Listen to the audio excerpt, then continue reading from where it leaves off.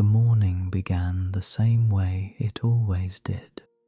Slow, still, a thin layer of mist hung over the valley, resting softly on the grass and stones. The sun had not yet risen, but the first light of dawn touched the edges of the hills in the distance.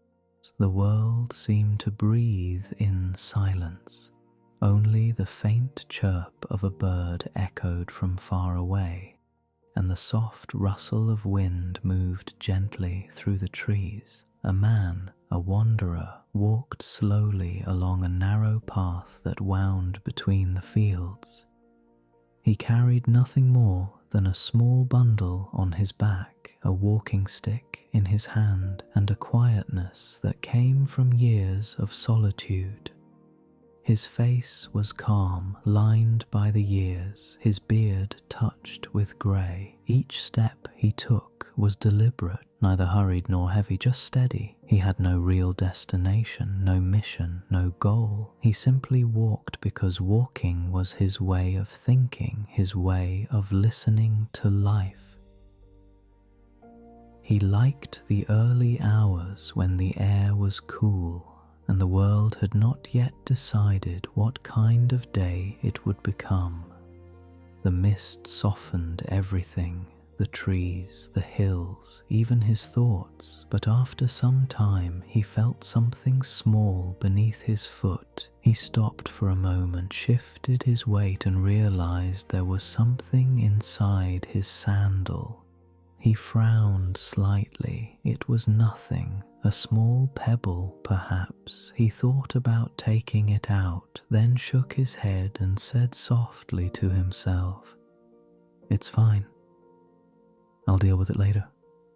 He took another step, then another. At first it was only a faint irritation, a tiny pressure beneath his heel. He barely noticed it, but as the minutes passed, the feeling returned, not painful, but persistent. He tried to ignore it. He moved his foot a little differently, shifted the weight to the side, and continued walking. The path stretched ahead, winding through open meadows and patches of forest. The grass was heavy with dew. Drops of water sparkled faintly in the pale light of morning. The sky above him was soft, pale grey, as though the day itself was unsure whether it wished to wake. He walked slowly, breathing in the cool air, his cloak brushing against his legs. Sometimes he stopped just to listen to the faint hum of insects, the distant cry of a bird, the whisper of wind moving through leaves. The world around him felt alive, but in no hurry. And yet, the small pebble continued to make itself known. Each step reminded him it was still there, a quiet, constant presence pressing into his skin with the rhythm of his walk. He thought again of removing it. He imagined sitting by the roadside, untying his sandals and shaking the pebble free, but he didn't stop. He told himself, "It's too small to bother with now. When I reach the stream, I'll take it out." So he walked on. The road began to climb, rising gently toward the low hills. The mist thinned, the light grew warmer, and the first touch of sunlight reached his face. He closed his eyes for a moment and felt the warmth. It was good. The air smelled of pine and damp earth. But the stone pressed harder now, not enough to stop him, but enough to pull his attention away from the world. He tried to focus on the horizon, on the rhythm of his breath, on the sound of the breeze moving through the tall grass. Still, the thought returned again and again, the small discomfort beneath his heel. By the time the sun had fully risen, his steps had slowed. His walk was no longer effortless. He leaned a little heavier on his walking stick. He told himself that pain was part of walking, that to reach somewhere you must be willing to endure small things. But even as he said it, a part of him knew it wasn't true. The pebble wasn't a great trial. It wasn't a test of endurance or strength, it was just something he refused to deal with. He smiled faintly at the thought. "How strange we are," he whispered. "How easily we suffer over small things simply because we refuse to pause." The path curved upward and opened into a wide plateau. From there, he could see the valley below, patches of green, rivers glinting in the sunlight, small houses like dots in the distance. He stopped there to rest.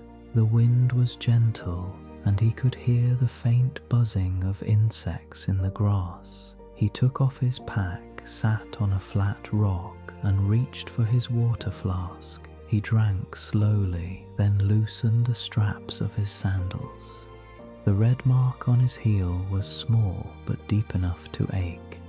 He turned the sandal upside down and the pebble rolled into his palm. It was tiny, almost insignificant. He looked at it for a long while, turning it in his fingers. It glittered faintly in the sunlight.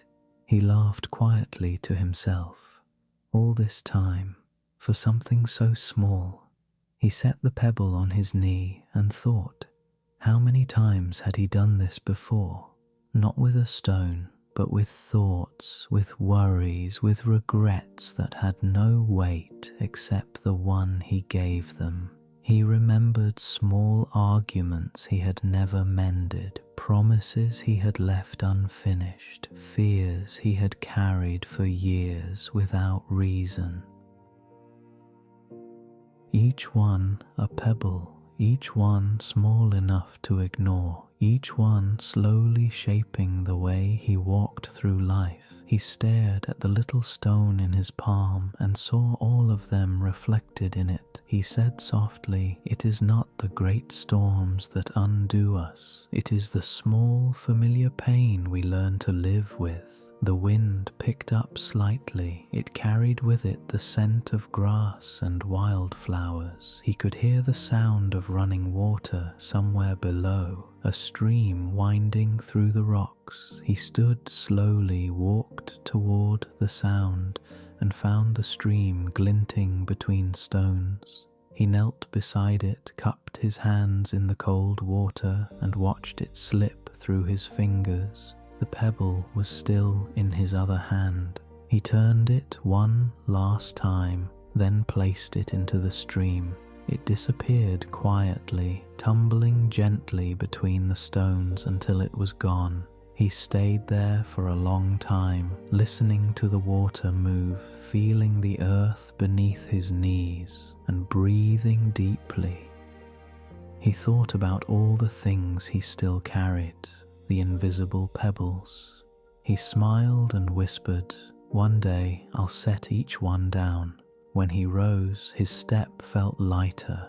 The path ahead was the same as before, but it no longer looked long. He walked again, and this time he saw more clearly. He noticed the curve of the hills, the shimmer of light in the grass, the way the clouds drifted slowly above. He noticed his breath.